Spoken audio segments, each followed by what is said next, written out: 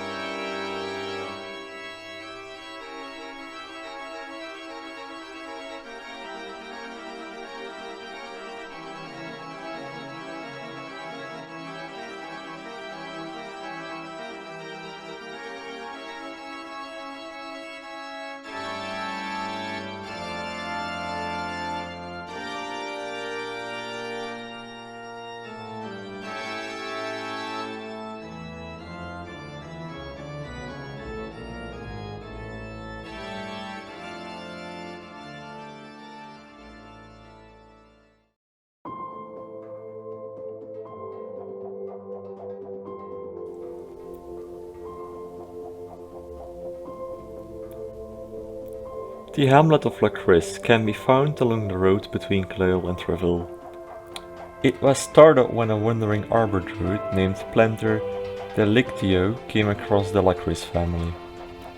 He found them shortly after they had been assaulted by pillagers, robbed and their father Kern murdered. The Planter stayed with them to help, and as time passed he fell in love with the oldest daughter, Kinra. Since arbor druids are forbidden to marry outside of their people, he severed all ties to Eiji. Lochridge is positioned on the road just east of the old ruins of Old Priori Gar, making it well known to travelers in the region. Lochridge, its main trade is with families and rangers in Harrison's garrison, who watch over the people living there now.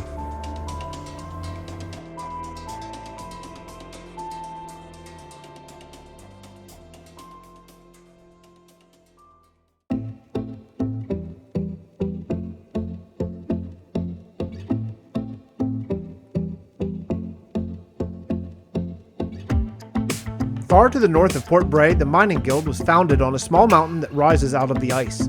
Centuries ago, the Mining Guild found an ocean temple underwater, but due to the ice, had means to enter it and capture the Guardian. Harnessing its power, the Mining Guild has learned a way to create a beacon that can give people 1 hour of haste 4. A Mining Guild can be created in any kingdom, in fact, but will only offer haste 3 for an hour. The guild must be suspended via chains, the beacon must be made exactly as it is in the main kingdom, and there must be a good supply of lava to power the entire machine. Also, and hardest to create, a guardian must be present for the enchantment to work.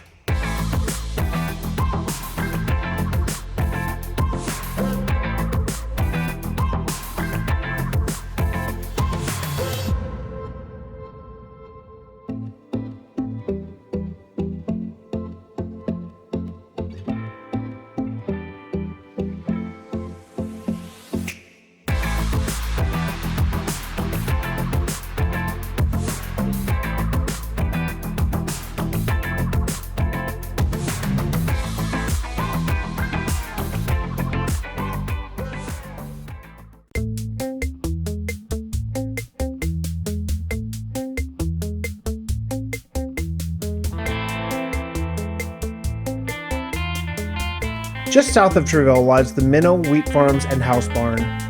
Rich with lore, this hamlet was built by the eccentric architect Delpler Minnow for his brother Ejuch. Ejuch was known throughout the realm for the fastest growing wheat.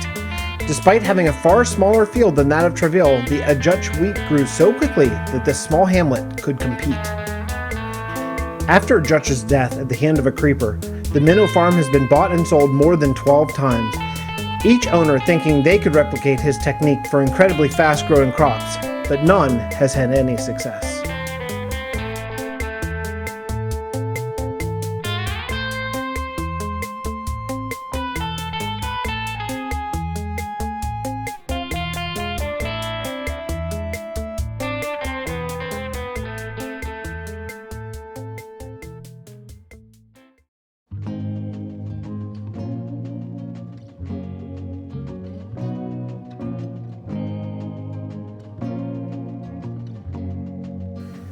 Monument to the Fallen is the site of man's greatest victory.